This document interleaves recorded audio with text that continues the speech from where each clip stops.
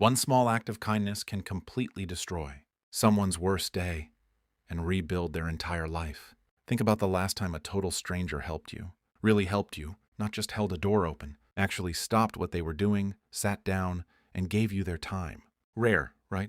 Well, today I'm going to tell you the story of a woman named Sarah, a single mom of 3, who was one broken laptop away from losing everything, and one engineer named Marcus who had absolutely no reason to help her, but did anyway. By the end of this video, you're going to see how one decision, made in under 3 seconds, changed the entire direction of a family's life. Stay with me. Let's set the scene. It's a Tuesday morning, a coffee shop in a mid-sized city. Not quiet, not calm. The kind of place where everyone is in their own little world. Headphones in, heads down, not looking up for anything. Sarah is sitting in the corner. She has a coffee she can barely afford, a project that's due in 4 hours, and a laptop that just completely died on her. And when I say died, I mean black screen, no response, nothing. It just gave up. Like it knew she was already at her limit and decided, you know what, today's the day. Now here's the thing you need to understand about Sarah's situation. She's not just stressed about a work deadline. This project, this one freelance job, is her rent money. She's a single mom. 3 kids, no partner to split the bills with, no safety net, no backup plan. If she misses this deadline, she doesn't just lose a client. She potentially loses her apartment. The laptop had all her files, all her work, everything. And it just stopped. She's pressing the power button over and over. Nothing. She's trying to stay calm, but her hands are shaking. She's doing that thing people do when they're about to cry in public, staring at the ceiling, blinking fast, hoping nobody notices. This is the moment Marcus walks in. Sarah is sitting in the corner. She has a coffee she can barely afford, a project that's due in 4 hours, and a laptop that just completely died on her. And when I say died, I mean black screen, no response, nothing. It just gave up. Like it knew she was already at her limit and decided, you know what, today's the day. Now here's the thing you need to understand about Sarah's situation. She's not just stressed about a work deadline. This project, this one freelance job, is her rent money. She's a single mom. 3 kids, no partner to split the bills with, no safety net, no backup plan. If she misses this deadline, she doesn't just lose a client. She potentially loses her apartment. The laptop had all her files, all her work, everything. And it just stopped. She's pressing the power button over and over. Nothing. She's trying to stay calm, but her hands are shaking.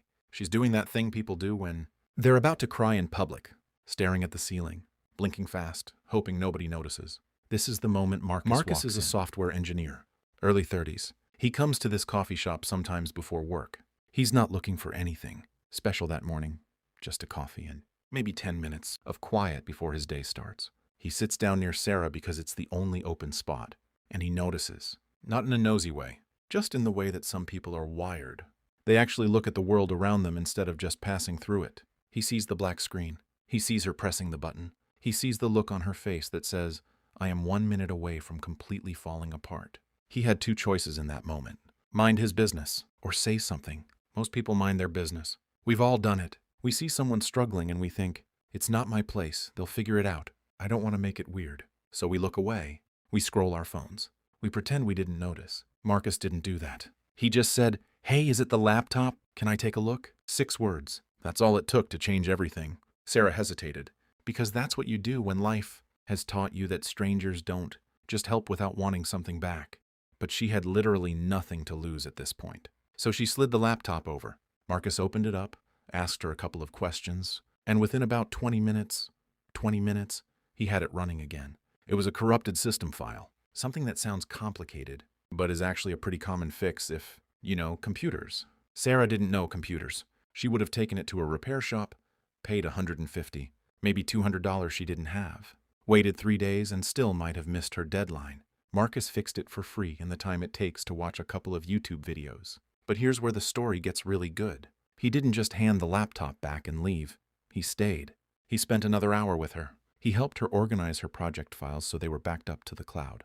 Something she'd never set up because nobody ever showed her how. He showed her 2 or 3 free tools that could make her freelance work faster and cleaner. Things that professional designers and writers use that most people don't even know exist. He wasn't showing off. He wasn't making her feel dumb. He was just talking to her the same way you'd talk to a friend.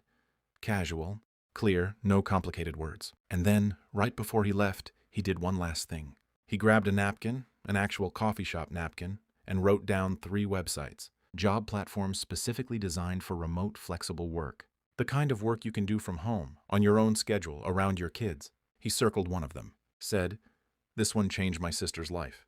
Maybe it'll help." Then he picked up his coffee, said good luck, and walked out the door.